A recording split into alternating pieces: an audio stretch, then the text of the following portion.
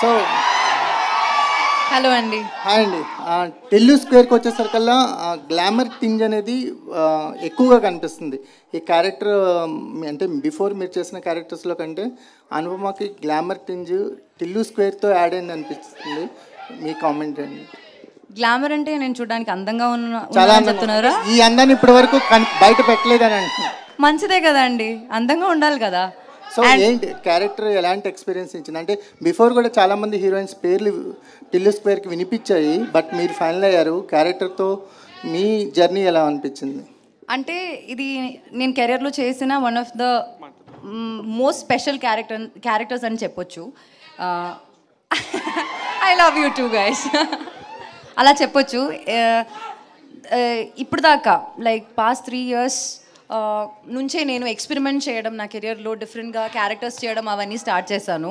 అప్పుడు దాకా నేను చేసిన క్యారెక్టర్స్ అంతా నాకు ఇష్టం, కానీ యాజ్ అన్ యాక్టర్ నేను ఎక్స్ప్లోర్ చేయలేకపోయాను కొన్ని characters because of the limitations I had and the circle I was put in to. So ఒక యాక్టర్గా నేను ఎక్స్ప్లోర్ చేయాల్సిన ఒక ఏరియా అనమాట, అది ఎక్స్ప్లోర్ చేయడం ఇక్కడ జరిగింది.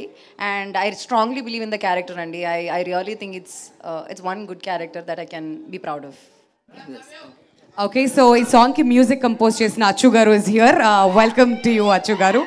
అండ్ యా, మీ క్వశ్చన్ అండి. యా, ఎప్పటి నుంచి మీరు మిమ్మల్ని ఇలా ఎక్స్ప్లోర్ చేసుకోవాలని చెప్పి డిసైడ్ చేశారండి? ఎక్స్ప్లోర్ అంటే యాజ్ అన్ యాక్టర్ ఫస్ట్ నుంచి ఉందండి, కానీ నేను చేస్తున్న సినిమాలు గర్ల్ నెక్స్ట్ డోర్గా ప్రతి సినిమాలో ఒకే క్యారెక్టర్ చేసి నేను కొంచెం బోర్ అయ్యానండి మధ్యలో. తర్వాత లాక్డౌన్ టైంలో నేను చాలా వరల్డ్ సినిమా ఎక్స్ప్లోర్ చేశాను. మధ్యలో నేను యాజ్ అన్ యాక్టర్ నేను ఏం చేయాలని అనుకున్నానని రియలైజేషన్ వచ్చింది.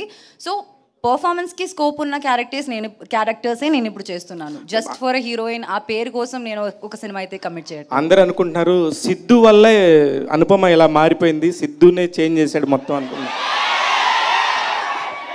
మంచిదే కదా అండి, మీరు గ్లామరస్ అంటున్నారు, అంత బ్యూటిఫుల్ అంటున్నారు, మంచిదే కదా. థ్యాంక్స్ సిద్ధు.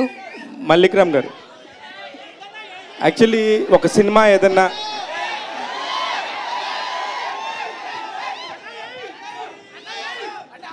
సిద్ధు గారు ఏం చేయలేదయ్యా, వదిలేయండి. మల్లిక్ గారు మాట్లాడు సార్. ఒక సినిమా ఏదన్నా కనుక ఒక సినిమా ముందు వస్తే చాలా ప్రెజర్ ఉంటుంది సార్. అట్లాంటిది అసలు ఏ ఎక్స్పెక్టేషన్స్ లేకుండా వచ్చిన డీజెటిలు ప్రపంచం అందరూ కూడా ఇప్పటికీ ఆడుతున్నారు, పాడుతున్నారు.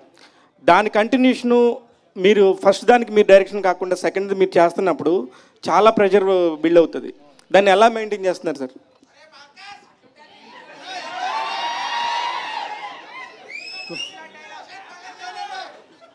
అసలు స్టార్ట్ చేసినప్పుడే we had a lot of pressure అండి. అంటే మెంటల్గా తెలుసు we're going for a big challenge అని ఒక ఐడియా ఉంది మాకు. బట్ మనకు స్టోరీ, కాస్టింగ్, మ్యూజిక్ ఇలాంటి మంచి డిపార్ట్మెంట్స్ అన్నీ కుదిరినప్పుడు ఆ ఎక్స్పెక్టేషన్ మ్యాచ్ చేయగలము అన్న confidence as we're doing the film మాకు అనిపించిందండి. సో ఇది కూడా వీ ఫెల్ట్ దట్ ఇప్పుడంతా షూట్ చేసేసి అంతా చూసిన తర్వాత we feel like we've done 100% justice to the story and this is a good sequel to DJ Tillu.